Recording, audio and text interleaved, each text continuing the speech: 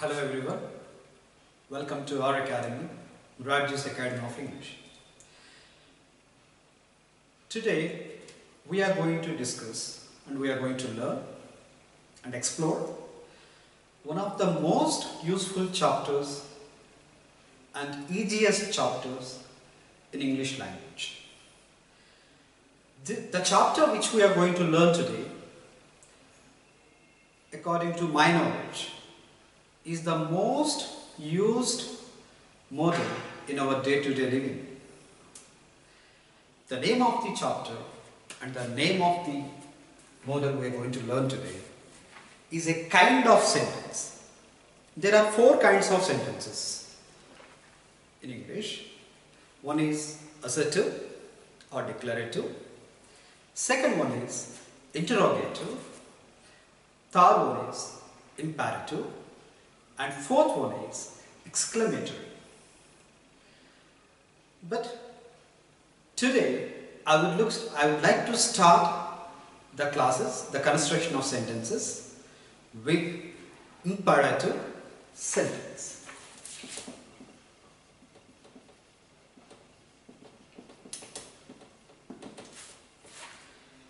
Why I am starting the class with the imperative sentences instead of assertive sentences? It is one of the most useful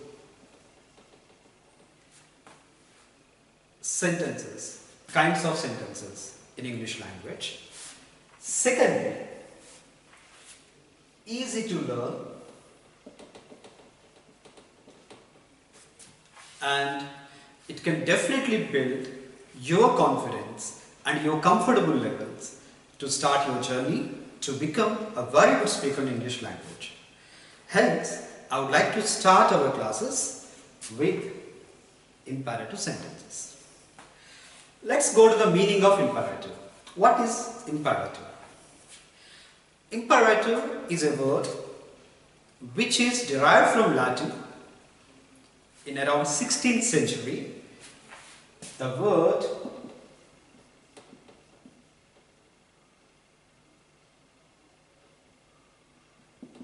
imperativus. A Latin word imperativus is the origin of the English word imperative. The meaning of imperativus in Latin is command. Of course, most of the English words, especially grammatical terms in English language, are derived from and have been derived from Latin. In the same way, the word imperative has also been derived and was derived from Latin word imperativus, meaning command. And here, going back to the word imperative, this word also serves the same meaning, command. But when it comes to the grammatical terms, the imperative sentences is used not only to command but also to order, ask, call, advise, suggest, request somebody to do something. I would like to come again for you. The imperative sentence is a kind of sentence which is used to request somebody, command somebody, order, ask or tell somebody to do something. It's a very common thing, and it is the most prevalent or most common thing in our day-to-day living, because our day starts with either with a request or a command or an order or a wish. So from the beginning to the end of the day, we use so many sentences, so many imperative sentences. That's the reason I'm going to begin my classes with the imperative sentences. What does this imperative sentence do? We need to request somebody. For example, if you want to get some water, we ask water and we ask somebody to get the water by using various tones. If you want to ask your son to get a glass of water, you use a gentle tone, get me a glass of water.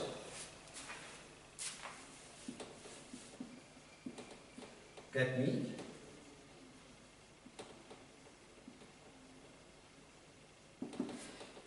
me a glass of water. And the same sentence, if you use with a stranger, or if you use with your neighbor, you use it in a requesting tone. Get me a glass of water, please, or please get me a glass of water. And if you are a boss in a company, or if you are an authoritative person in a company, and you're ordering your subordinate, and you're ordering somebody to get a glass of water, get me a glass of water. That goes like an order. And you can ask somebody, for example, if you go to a restaurant, there you are asking the waiter in the hotel or the waiter in the restaurant a glass of water. There we use different tone. Get me a glass of water. What we are doing? We are asking the waiter to get the glass of water. Of course, no matter where you are, no matter what you are, no matter with whom you are talking, with everybody, according to today's generation, according to today's culture, we need to request everybody.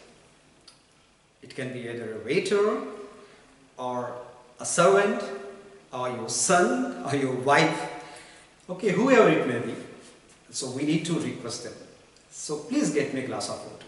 That is a polite one. Second, the structure and the sentence construction, either it can be order, command, request, suggestion, advice. The same structure is followed. What do we say? We use this imperative sentence to ask or call somebody to do something. For example, your neighbor is there, one of your neighbors. She wants to go to a railway station and you are going towards a railway station. If you are going towards a railway station and she asks you, drop me at this station. She is just asking you. She doesn't need to request you. Since she is your aunt, she doesn't need to request you. Or she doesn't need to order you. Since she is your aunt, she can simply say, or she can simply use the sentence, drop me at the station. And we use this sentence to ask or call somebody to do something. Turn off the light, open the gate, close the doors, turn off the mobile, reduce the TV volume,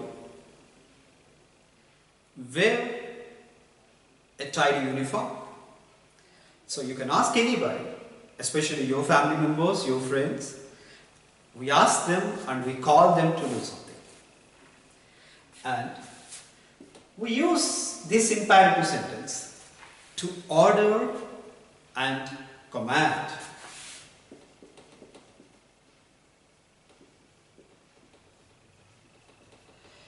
To order and command. What is the difference between order and command? So these two words appear to be same. These two words appear to be same in the meaning, so when you search in the dictionary.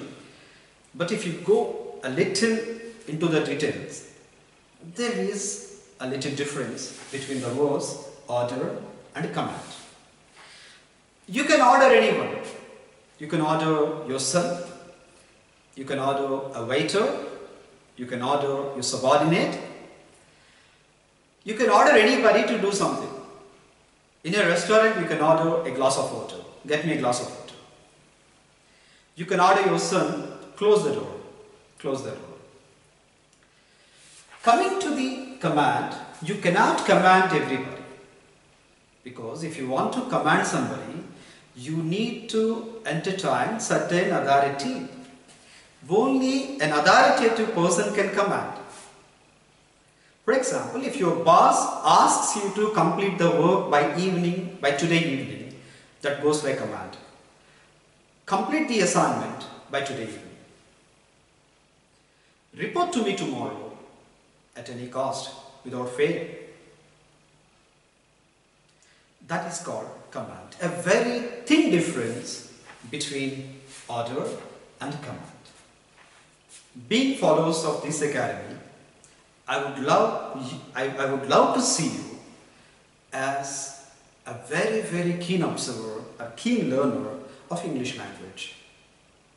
And I want you to learn every bit of difference. Besides English grammar, besides sentence construction, and besides building up communication skills, we are going to focus on very tiny things and some important things and some widely related things regarding vocabulary. Okay, let's come back to our class. So we have already seen the imperative sentence is used to ask or call somebody to do something, and order or command somebody to do something, and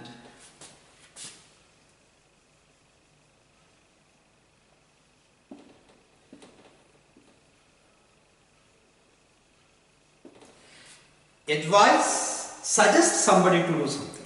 Again, we are getting another confusion here. What is the difference between advice and suggestion? What is the difference between advising somebody and suggesting somebody? There is a very big difference. Suggestion is proposing an idea. Suggestion is proposing an idea. We can't suggest everybody, but we can advise everybody. For example, if you consult a doctor, the doctor asks you to use the medicine regularly without fail. Take this medicine 3 times a day without fail. Here, the doctor is advising you to follow certain conditions or certain rules. And suggestion is proposing or offering an idea of a person. For example, somebody is suffering from fever and you go and visit him, and when you see his condition and you are just telling him, go and consult a doctor immediately. Go and consult a doctor immediately. What we are doing here, we are suggesting the person, we are offering our idea, because when you see somebody in such a condition, we immediately ask him to go to the doctor. That's our idea. So we offer somebody to consult a doctor. That is called suggestion. For example, there was a job notification. You saw there was a job notification which can fit the certain criteria of a person whom you know. That means so your friend's criteria or your friend's qualification. So that notification can be a good fit to your friend's qualification. Then you got an idea. So then you go and suggest your friend. Immediately what we do? We go and suggest our friend, apply for the job immediately, because tomorrow is the last date. That is called suggestion. And advising is another thing. We ask somebody to do something, or so in a sequence, in a series of events. For example, when somebody is going out and it may be raining outside, and a father says, take an umbrella along with you because it's raining outside. That is an advice. You can't say that is a suggestion. Understand? A teacher, asks the student to do something. So follow this dictionary, and this will help you in every way. It will help you with the grammar, pronunciation, and the history of the words. So follow this dictionary. So that is an advice. So doctor prescribes, all the prescribes is all about advice. And here you may have a doubt, advice is a noun, or okay, as a noun we use advice, and as a verb we use advice. Okay, so when you want to, okay, if you want to advise somebody, or if you want to advise somebody or suggest somebody to do something, take medicines regularly, consult a doctor immediately, sleep early, wake up early in the morning, don't take junk food, avoid alcohol. All these sentences will suggest, or all these sentences help you to suggest or advise somebody. And imperative sentences are also used to request, of course. So we need to place a request form, please, before the sentence. Please drop me at the station. Please get me a glass of water. Please reduce the TV volume. Please turn off your mobile. Please put your mobiles in silence mode. Please convey my regards to your father. Please don't make noise. Please don't enter the room. Like when you request somebody also,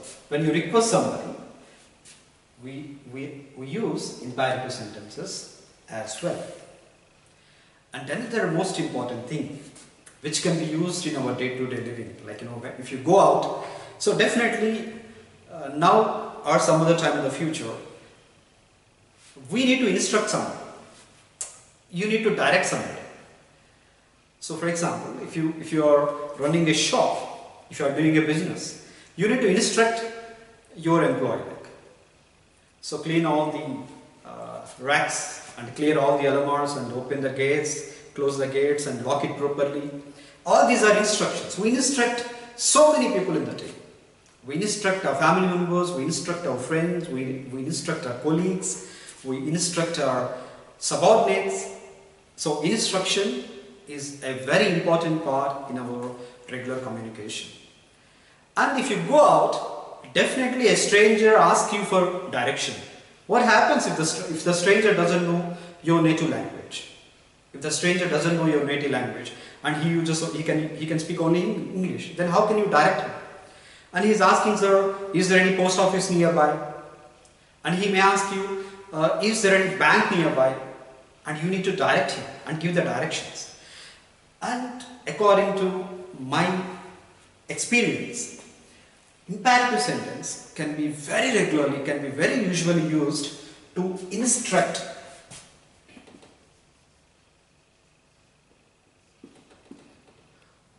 and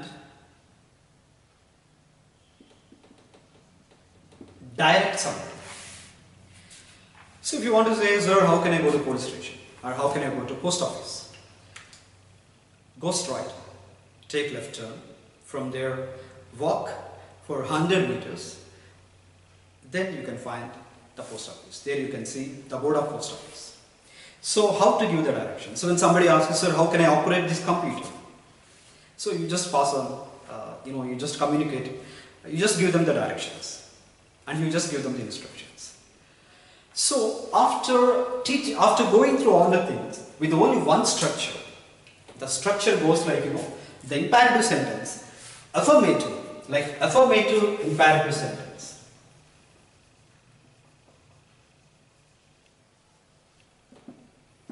Affirmative means positive. Positive imperative sentence begins with the base form of the verb. The base form of the verb. This is also known as V1. Like, then rest of the sentence. Your idea. Get me a glass of water.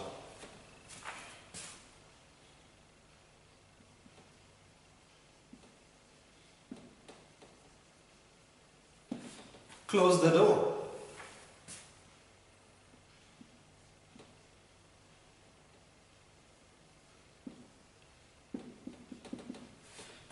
Turn off the TV.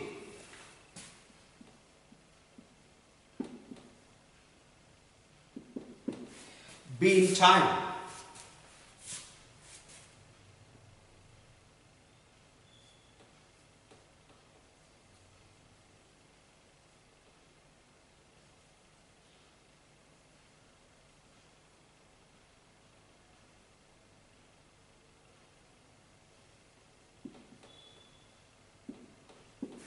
Behave properly with him. Close the door, turn off the TV, be in time, behave properly with him. In these 4 sentences, the verbs are the words close, turn off, be, behave are called imperatives. Are called imperatives because these are the words which are asking somebody to do something, calling somebody to do something, ordering, commanding, advising, suggesting, requesting, instructing, directing somebody to do something. So these verbs in the imperative sentences are known as imperatives. These are the affirmative sentences. Okay, if you want to give a positive instruction, if you want to give a positive advice, positive suggestion, positive order, positive command, you should begin with the sentence with the first form of the verb, which is also known as base form of the verb. And if you want to express the negative, if you want to express a negative imperative, and if you want some, not to do something, if you want somebody to ask not to do something, when you are asking somebody not to do something, so that is a negative imperative.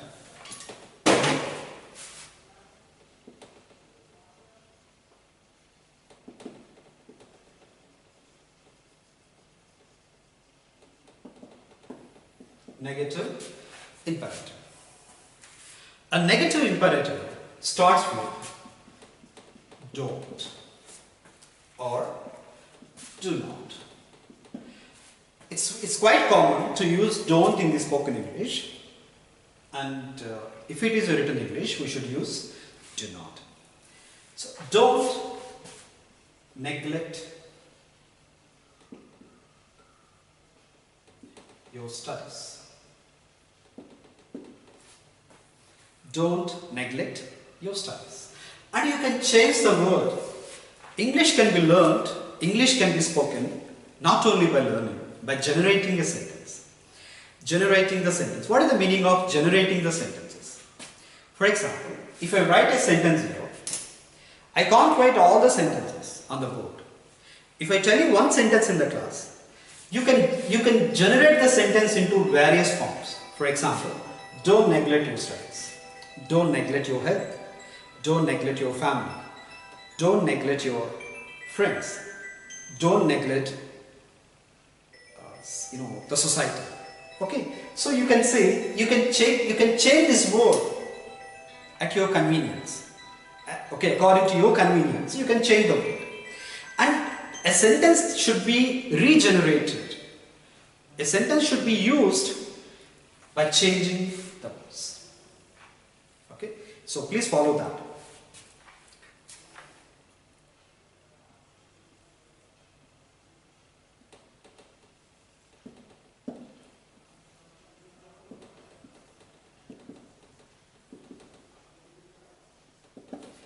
Don't invite him to the party.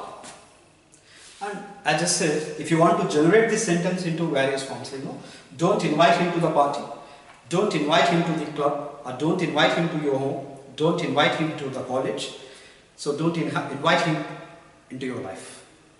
Okay, so like you can change. And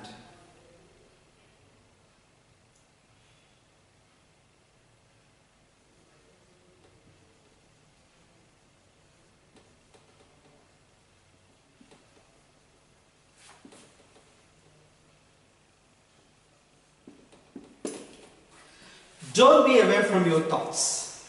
Don't be away from your thoughts. Okay, so don't be away from your family. Don't be away from your friends. Don't be away from God. So if you want to give a negative imperative, we should start the sentence with don't neglect your studies. With the word don't plus the first form of the verb. So this is the negative. And there is another advanced approach to the imperatives, which we don't know. And before going to that explanation, I just want to remind one more time.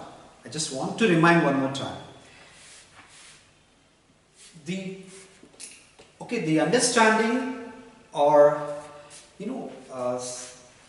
especially to understand whether it belongs to an order, suggestion, request, depends on the tone we use.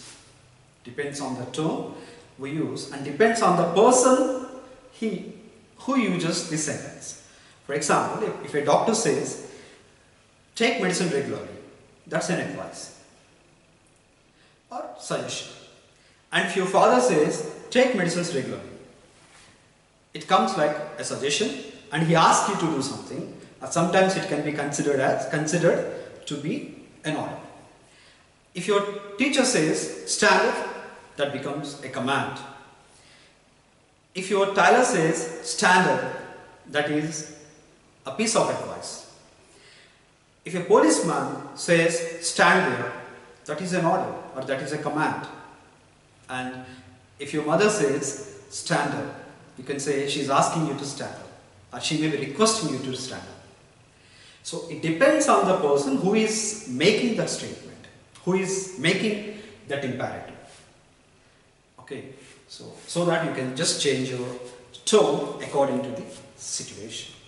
I hope you understood this imperative expressions. There is one more expression left with imperatives. Of course, some more things are there. Some more things we need to learn them. There are some more things which we have to learn. So of course, we'll learn them in the coming classes. But one important model is there, so which is still pending in these imperative sentences. That is emphatic imperative.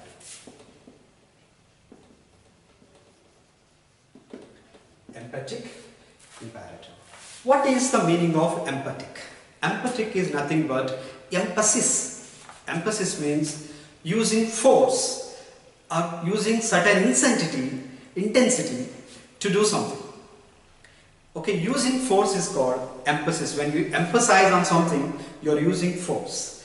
And we order somebody, we request somebody with a normal tone, and if you want to repeat the same sentence with a certain force, we emphasize the sentence. Okay, for example, if somebody is not sitting, though you ask him to sit there, though you invite him to sit there, he still, is not interested to sit. You just ask him, sit there. He's still standing. I said, sit there. He's still standing. Then, it's okay, in our native language, we use a lot of stress in the same sentence. Sit there. Okay, so but we can't do this with English language.